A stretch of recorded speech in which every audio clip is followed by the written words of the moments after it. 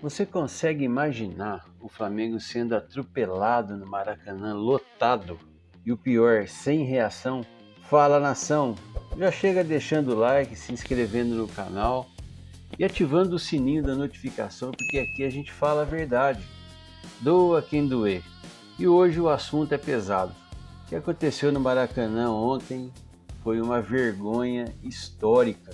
Mais de 70 mil rubro-negros viram um Flamengo perdido, desorganizado e completamente sem alma dentro de campo. E o pior não foi só perder, o pior foi a maneira como perdeu. A noite não foi boa, o torcedor foi dormir revoltado. E eu vou falar uma coisa para você, tem derrota que dói mais que outras. Essa foi daquelas que deixa a cabeça fervendo. Você tenta assistir outra coisa, tenta esquecer, mas a imagem do time sendo dominado dentro do Maracanã não sai da mente. O Flamengo tinha a chance de encostar na liderança, pressionar o rival direto, colocar fogo no campeonato e simplesmente entregou tudo de bandeja. E tem culpados? Muitos culpados. Mas antes de tudo precisamos falar do lance que mudou completamente a partida. O Flamengo começou melhor, pressionando, tocando bola, criando oportunidades. O Palmeiras parecia desconfortável, o Maracanã empurrava o time, a torcida fazia sua parte. Só que aí apareceu o erro inacreditável. Carrascal simplesmente perdeu a cabeça mais uma vez. E aí eu te pergunto, até quando o jogador vai prejudicar o Flamengo por irresponsabilidade? Não é a primeira vez, não é a segunda, é repetição de erro. Jogador experiente não pode entrar em campo desequilibrado emocionalmente desse jeito. O cara deixa o time na mão num jogo decisivo e depois vem pedir desculpa em rede social. Desculpa não resolve ponto perdido. Desculpa não apaga vexame no Maracanã. O Flamengo ficou com um a menos e o jogo mudou completamente. Mas quer saber a verdade? Mesmo com um jogador a menos, dava para sair com resultado melhor. Só que aí entra outro problema gigantesco, a falta de leitura do treinador. O time precisava fechar espaço, precisava esfriar o jogo, precisava ter inteligência, mas não.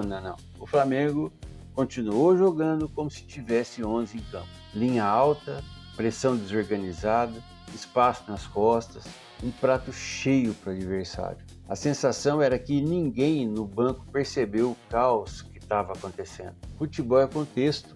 Uma coisa é jogar ofensivamente com igualdade numérica, outra coisa é insistir na mesma ideia quando o cenário mudou completamente. Time grande precisa saber sofrer também. Aí o Flamengo virou um time completamente vulnerável. Toda a bola do adversário parecia perigosa. E tem mais, a torcida precisa parar de passar pano para algumas atuações individuais. Vamos falar do goleiro? Sim, ele já salvou o Flamengo em vários momentos, é identificado com a torcida, já foi decisivo, mas agora, quantas falhas mais vão precisar acontecer até admitirem que o Flamengo precisa de um goleiro mais regular? Em jogo grande, detalhe de ser de tudo, e quando a defesa passa insegurança, o time inteiro sente. Outro problema foi a finalização. O Flamengo cria, mas na hora de decidir, falta frieza. Tem jogador que chega cara a cara com o goleiro e parece que treme inteiro. O torcedor percebe isso. A chance aparece e aí vem a finalização fraca, sem convicção, sem confiança. Time campeão precisa ter jogador decisivo.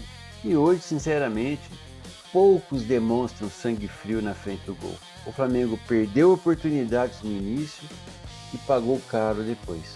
Porque em clássico, em confronto direto, você não pode desperdiçar a chance clara.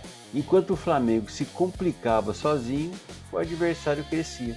E o pior de tudo é que o Palmeiras nem precisou jogar absurdamente bem. Foi o Flamengo que entregou o jogo emocionalmente. E isso revolta demais, porque a torcida vê potencial nesse elenco, vê qualidade, vê capacidade de dominar qualquer adversário da América. Mas parece que sempre falta equilíbrio emocional nos momentos mais decisivos. Eu vou falar outra coisa, bastidor também ganha campeonato. O Flamengo parece fraco fora das quatro linhas. Toda hora que acontece algo contra o clube, a diretoria fica em silêncio. Enquanto outros clubes pressionam, reclamam, esperneia, faz barulho, o Flamengo muitas vezes parece acomodado. E no futebol brasileiro, infelizmente, o bastidor pesa muito. A torcida sente isso. Sente falta de dirigentes mais firmes, mais presentes, mais ativos na defesa do clube. Agora o ambiente fica pesado, a pressão aumenta, a torcida perde a paciência e a pergunta começa a surgir cada vez mais forte. Esse treinador consegue realmente levar o Flamengo aos títulos grandes da temporada? Porque elenco o Flamengo tem, estrutura o Flamengo tem, torcida tem. Então por que os jogos decisivos do time parecem tão perdidos emocionalmente? E olha, tem um detalhe que está mexendo muito com a cabeça da torcida. O nome Jorge Jesus voltou a circular. E aí, rubro-negro? Começa a comparar. Na época do Mister, o Flamengo parecia uma máquina. Time agressivo, intenso, inteligente, dominante. Os jogadores entravam no campo com uma confiança absurda. Hoje parece o contrário. Hoje o torcedor entra nos jogos importantes já preocupado com o apagão emocional. E não adianta fugir do debate.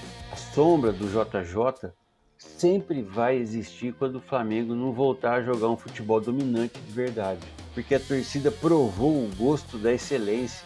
E depois que você vê aquele nível, fica difícil aceitar atuações apáticas. Agora o Flamengo precisa reagir rápido, porque a temporada continua, ainda tem campeonato, tem decisões pela frente, mas se continuar cometendo os mesmos erros, a situação pode piorar muito. A torcida quer raça, inteligência, comprometimento. O torcedor aceita perder lutando. O que não é aceitável é ver o time desmoronando emocionalmente dentro de casa. Maracanã lotado merece respeito. A nação merece respeito. E quem veste a camisa precisa entender o tamanho da responsabilidade. Porque jogar no Flamengo não é para qualquer um. Aqui a cobrança é gigante, porque a paixão é gigante. Agora eu quero saber de você. Quem foi o maior culpado dessa derrota? Foi o jogador expulso? Foi o treinador ou foi a diretoria? Comenta aqui embaixo porque hoje o debate está pegando fogo. E atenção, nação, dá uma olhada na descrição do vídeo e também no primeiro comentário fixado, porque tem produtos insanos para quem é torcedor do Mengão Raiz. E outra coisa, se você gosta do nosso trabalho, quer fortalecer o canal, aponta a câmera para o QR Code que está aparecendo na tela. Qualquer contribuição ajuda demais o canal a continuar trazendo conteúdo diário para a nação rubro-negra. Se inscreve no canal, deixa o like, tamo junto. Um forte abraço, até o próximo vídeo. Dias melhores virão. Tchau.